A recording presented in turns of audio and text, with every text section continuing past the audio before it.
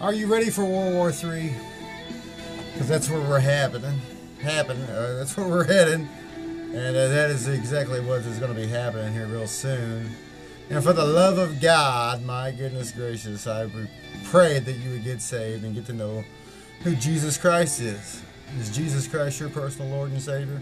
He needs to be, because he's about ready to come back and split the eastern sky and take his people with him back up to the marriage supper of the Lamb for 7 years, and we'll come back and rule and reign with Christ on earth as he sets up his millennial kingdom. Folks, it's all coming down. We're real close. The Korean Peninsula, the Middle East, and also when all this gets going, China and Taiwan will come into it. That is a letter written by a guy named Mazzini, who was a prominent P2 Mason back in the 1870s, and it was actually on display at the London Naval Museum up until the late 1970s, when it just mysteriously disappeared, but there are pictures of it. And that's the plan. There is a Brotherhood of Man coming. It is a one world government. It is sanctioned by your local Masonic Lodge, though most of your Masons and Shriners have no clue of what's really going on. Only the high level types. Oh my goodness. I forgot to start my little yellow guy back here. One of your high level types really are in on it, on the plan. They are Luciferians, they are Satan worshippers. And they are actively seeking to bring about a one world government, and they're well on the way to doing that. Only thing that really is stopping them are praying people such as myself and other Christians, and when we are removed, then literally on that day all hell will break loose. Prince William celebrates his 28th birthday coming up on June 21st. And I believe, beyond a shadow of doubt, that he is the so-called Antichrist. And America is about to be sacrificed. I prepare that you're ready for that. I prepare that you are prepared. That you have at least a 3-month supply of food. You have a water source. You have a big Berkey water filter. You have some solar power panels to be able to power some stuff. Be prepared for a world without the internet. How strange that will be. So stock up on your library. Bulletinman's been stocking up on his library. Stock up on ammunition and guns. Of course, Bulletinman is not stocking up on ammunition and guns. I figure if someone's going to come shoot me, then so be it. I am ready to go see Jesus anytime. Please, for the love of God, we just pray that he is soon to come. I figure if they're coming down here to do me harm, the good Lord will step in and take care of me as he always has and always will continue to do that as long as I'm in his will, as long as I'm doing what he told me to do, and my work is not yet done here on earth, so I believe no weapon formed against me shall prosper. I'm a loving guy. I really am. Back in around December, it was around Christmas time, a good friend of mine called me up and turned me on to a young couple who lived out on Branch Road who are having a little trouble with the methamphetamine task force. Well, I started looking into this, kind of got consumed with the whole thing because I really do believe the young lady, her name is Jill Griffin, was set up.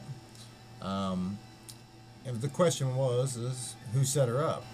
Her cousin was facing 20 years in jail. Now, I think she did 2. She is out, I understand.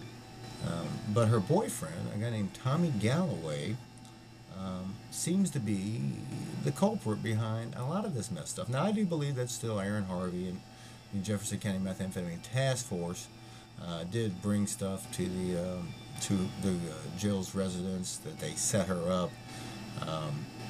They found over 100 grams of methamphetamine. The federal drug enforcement agents did not get involved in this, so it tells me that something stinks about it. I mean, most of the time the feds will get involved, and of course there is money to be made by the sheriff's task force on both the front end and also on the conviction end. But I'm kind of sad to say that I believe that Mr. Gallaway is behind a lot of this meth problems. Now, I understand that Mr. Gallaway and Miss Griffin are no longer seeing each other. That Mr. Gallaway, when Miss Griffin was in jail, hooked up with some girl out in Richwoods. Her name is Jennifer, and I can't remember her name right now. But they're out in Richwoods doing their thing, and Tommy had a $11,500, $11,300 body attachment at one time, and that got dropped in about $1,500 per the Jefferson County Sheriff's Department. So perhaps I'm not telling anything to the sheriff's department that they don't already know. I was going to email Glenn and maybe call him, but unfortunately, I didn't. I got to praying about it, and it's still a small voice spoken in my ear. He said, "Well, he probably knows because he's probably behind it." See, Mr. Galloway's father, Tommy Galloway's father, happens to be the bartender at the Elks Lodge. And I don't think he's always been a bartender there at the Elks Lodge. As a matter of fact, I spoke with Mr. Galloway, or actually emailed with him, back over the Audie Mae saga with Ron and Larry Johnson's, both being members of the Elks, and it was causing quite a bit of upset there at the Elks Club. And Mr. Galloway reached out as a role of a peacemaker, and I appreciated that. I believe his name is Bob Galloway. But so these, okay, let's go back. In 2006, up on Liberty Ridge, Tommy was operating a meth lab at a house of a school teacher who worked for Vineland, one time retired school teacher, and I can't remember the names right off the top of my head. I'd have to go back and look. But the task force showed up there, and Tommy was arrested, and no charges ever came of that. Well, fast forward to August of '08, Tammy is working at Silver Leaf Resorts. Tammy is Jill's cousin, had been staying on and off with Jill, and Tommy, of course, has been staying on and off with Jill too. Tommy didn't really have no residence; he's just kind of like residing there. But Tammy fixed up Jill with a 4-day weekend away at Silver Leaf Resort. When Jill gets back on that Monday, Jill went down to Silver Leaf to celebrate her daughter's, I believe it was her 11th birthday at the time, might have been 12th, something like that. But she was gone all 4 days, and when she got back in the evening, a few hours later, the methamphetamine task force supposedly knocked on the door and asked to come in. Of course, Jill let them in. Yeah, right. That's why the door was broke down. But nonetheless, that's just kind of how it all got rolling. Got started. They found, like I said, about 100 grams of meth there. Proceeded to handcuff Miss Griffin to the chair for 6 hours. There was conflicting search warrants and different signatures on search warrants. And the way it's supposed to work is there's supposed to be one copy of one search warrant, and 2 copies of that search warrant.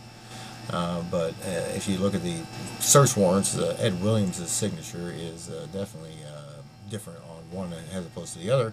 And of course, Ed, being a judge here in Jefferson County who is about ready to retire, I think, or he is being forced to retire, signed is supposedly at 2:45 on a Tuesday morning. Well, I seriously doubt that Ed's going to be getting up at 2:45 on a Tuesday morning. But I have to say, upon further review, and I love Tommy, and the reason why I'm doing this video is because I pray that the proper authorities would arrest him, at least on the child support charges, and perhaps even look into charging him with the original August 25th event there of 2008, and also they came back in February of '09 and busted Mr. Tommy's teeth out. They had meth there, and Jill wasn't even there to do, and Jill got charged with that as well. So I'm praying that by doing this video, the proper authorities, if there are such, would take Mr. Galloway into custody and perhaps save his life, and perhaps even more importantly, save his soul. Once you get strung out on this methamphetamine, it's hard to get off, and the only way you can really get off is to be locked up somewhere. So I've made a few phone calls and doing whatever I can. And Tommy can hate me, he can threaten Jill, whatever. But I'm trying to do what the Lord has told me to do, and He will protect me in this matter. But Tommy, I do love you, and I know that Jill cares tremendously, greatly for you. Just unbelievably. Why? I don't know.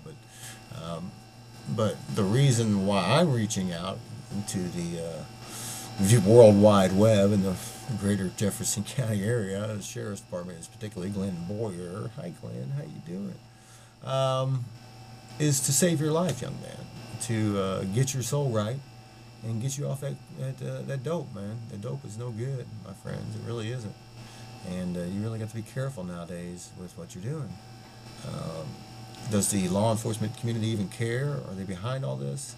Does Tommy know Aaron Harvey? You know what? I'm learning more every day. It's all falling into place. It really is. So, you know what? I just pray that the Jefferson County Sheriff's Department will act on this and seek out the real criminal in this matter. Oh, actually, but there really was no crime committed. Right? So anyway, I do love you all, and I appreciate you stopping by on this Tuesday night. Let me see what time I got here. Oh my goodness, I'm over. See you later. Bye bye. Talk. Bye.